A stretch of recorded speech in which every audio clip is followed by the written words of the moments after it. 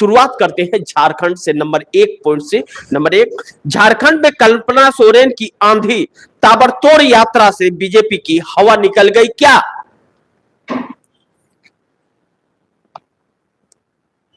कल्पना सोरेन को राजनीति में आए हुए बहुत ज्यादा दिन नहीं हुए। लोकसभा चुनाव के समय हेमंत सोरेन को जेल डाला गया, लेकिन हेमंत सोरेन ने अरविंद केजरीवाल की तरह काम नहीं किया कि जेल जा रहे हैं इस्तीफा नहीं दिया उन्होंने।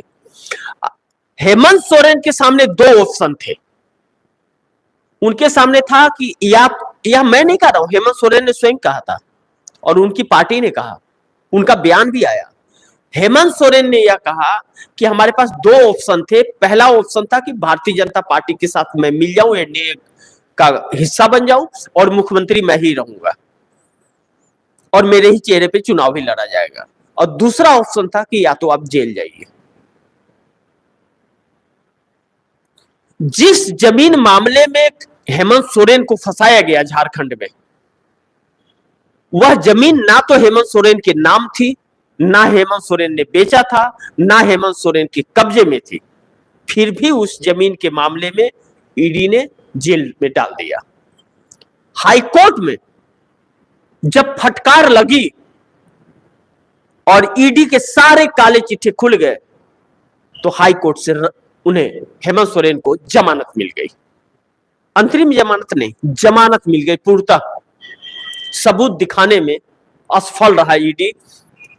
उसमें यह साबित हुआ कि यह बिना किसी सबूत के शक के दायरे पर डाल दिया गया है। किसी को भी डलवा देती है मोदी की सरकार, लेकिन 95% से भी ज्यादा ईडी का 10 सालों में रिकॉर्ड रहा कि उसने किसी के खिलाफ कोई प्रूफ नहीं दे पाई और जेल में डालती गई। यानी कि बदनाम करने के लिए ईडी का इस्तेमाल किया जा रहा है। भ्रष्टाचार में लिप्त बनाने के लिए झूठे गवाह, झूठे सबूतों पर किया जा रहा है और सुप्रीम कोर्ट में या हाई कोर्ट में उसके काले चिट्ठे खुल जा रहे हैं। उस वक्त जब हेमंत सोरेन गए तो कल्पना सोरेन ने कमान संभाला। राहुल गांधी की भारत जोड़ो न्याय यात्रा आ रही थी झारखंड में। राहुल गांधी गए, कल्पना सोरेन से मिले और कहे हिम्मत मत हारो, हम सब आपके साथ हैं और सड़क पर निकलो। और कल्पना सोरेन निकली और आज तक सड़क पर हैं कल्पना सोरेन। और उपचुनाव भी हेमंत सोरेन की जेल रहते ही उपचुनाव लड़ी और उपचुनाव लड़ करके जीत गई। कल्पना सोरेन कभी भी राजनीति में नहीं आना चाहती थी, लेकिन पति के दर्द ने उन्हें सड़कों पर उतरने को मजबूर कर दिया। राहुल गांधी द्वारा दी गई साहस और हिम्मत कल्पना सोरेन के साथ आज भी है। और इस वक्त झारखंड में कमान कल्पना सोरेन के हाथ में है। वह कल्पना सोरेन लगातार भारतीय जनता पार्टी पे हमलावर है। लोगों को जुमले नहीं दे रही, लोगों को अपनी कार्यों के बारे में बता रही कि हमारे स्कीम आप तक पहुंचे कि नहीं, हमने जो वादा किया था वह पहुंचा कि नहीं पहुंचा। मैया स्कीम हर बच्ची बुजुर्ग सबको पैसे मिल रहे हैं। भारतीय जनता पार्टी को तोड़ नहीं मिल रहा है। नरेंद्र मोदी के लिए मुश्किल तब होगी जब, अभी तो कल्पना सोरेन से हवा निकली हुई है, जब हेमंत सोरेन फील्ड में उतरेंगे, जब प्रियंका गांधी उतरेंगी और जब राहुल गांधी उतरेंगे, तब हवा निकलेगी। और राहुल गांधी अब और भी एक्टिव हो गए। अभी तक तो एक्टिव थे ही, अब और भी ज्यादा एक्टिव हो गए। कल की खबर में मैंने आप 10 को बताया था कि राहुल गांधी का बयान आया था, कभी तो सच्चाई की जीत होगी, आज नहीं तो कल, 10 साल बाद होगी ना। मैं अपने रास्ते से भटकूंगा नहीं। मैं जिस रास्ते पर चल रहा हूं, देश के मुद्दे, गरीबों के दर्द, युवाओं की बेरोजगारी, महिलाओं की सुरक्षा, इन सभी को लेकर के ही मैं चलूंगा और इस रास्ते को मैं नहीं छोड़ूंगा। मैं भटकूंगा नहीं किसी के भटकाने से और किसी के बदनाम करने से मैं बदनाम नहीं होऊंगा। मैं गरीबों के दर्द के साथ चलूंगा, उनके दर्द को लेकर आगे बढ़ूंगा। ऐसे में नरेंद्र मोदी की मुश्किलें कितनी बढ़ रही हैं और कल्पना सोरेन और हेमंत सोरेन कितना चैलेंज दे रहे हैं झारखंड में नरेंद्र मोदी के लिए, आगे पता चलेगा। हरियाणा में कर लिए, वहां नहीं कर पाएंगे। नंबर 2, आरएसएस फिर अड़ा मोदी पर। मोदी को कुर्सी बचानी है तो फिर संजय जोशी या वसुंधरा या फिर कुर्सी छोड़ना पड़ेगा। अब आरएसएस ने वसुंधरा राजे सिंधिया और संजय जोशी का अध्यक्ष पद के लिए जिस तरह आगे बढ़ाया था, 8 तारीख को ही फैसला होना था, लेकिन जीत ने आरएसएस को सोचने पर मजबूर कर दिया था। लेकिन जैसे कांग्रेस का प्रेस कॉन्फ्रेंस होता है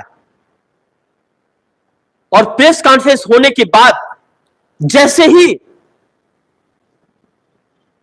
यह कहा जाता है कांग्रेस द्वारा कि हमारे पास सबूत है, मैं चुनाव आयोग को सबूत दूंगा,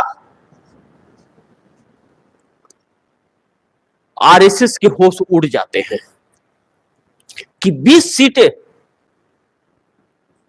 सीटें निकल गई तो भाजपा आसपास भी नजर नहीं आएगी सत्ता के, यानी कि वह कांग्रेस की सीटें हैं और धोखाधड़ी की गई है। और तुरंत आरएसएस एक्टिव होता है बयान के बाद, प्रेस कॉन्फ्रेंस के बाद।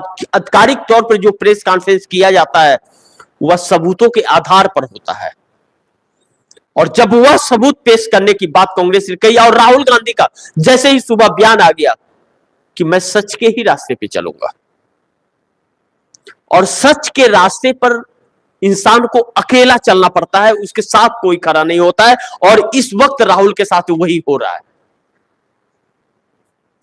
एक ही व्यक्ति नरेंद्र मोदी के और आरएसएस के रास्ते का रोड़ा है, उस व्यक्ति का नाम ही राहुल गांधी है। ऐसे में जब राहुल गांधी चल रहे हैं तो कांटे तो हैं, उन्हें पता है, और वह कह भी रहे कि हमारे रास्तों में बहुत कांटे हैं, कोई बात नहीं, मैं पार कर लूंगा।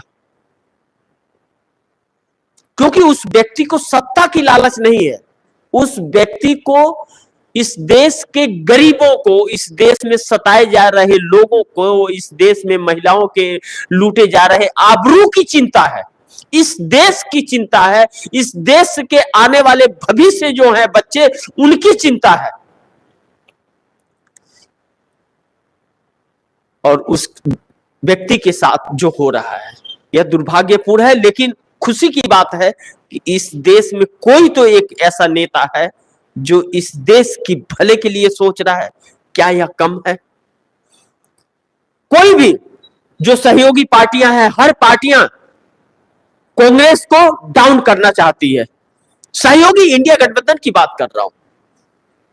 एक हरियाणा चुनाव क्या हारे, सबने अपने तेवर दिखाने शुरू कर दिए, बार्गेनिंग शुरू कर दी कि हम इतना सीट लड़ेंगे, हम इतना सीट लड़ेंगे।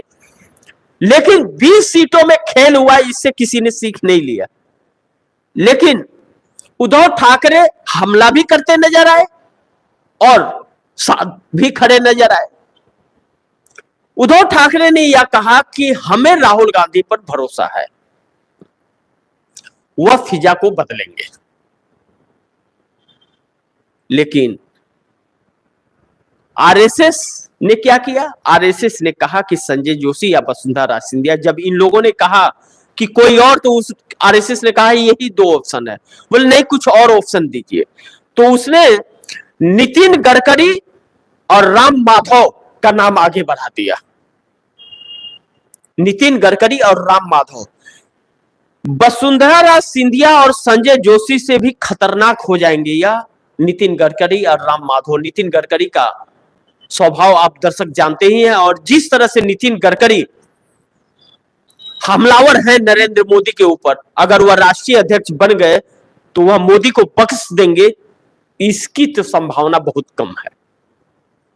इसकी संभावना ही नहीं है दूर दूर तक कि नितिन गडकरी बख्श देंगे नरेंद्र मोदी और अमित शाह को। इनको ऐसा ठिकाने लगेंगे कि इन्होंने सपने में नहीं सोचा था। और आरएसएस ने कहा अगर आपने अकड़ दिखाई अब और नहीं छोड़ी कुर्सी तो आप जेल जाने के लिए तैयार रहिए। अगर ऐसी बातें हैं, कहीं हैं आरएसएस ने, तो नरेंद्र मोदी और अमित शाह के लिए यह शुभ संकेत नहीं है।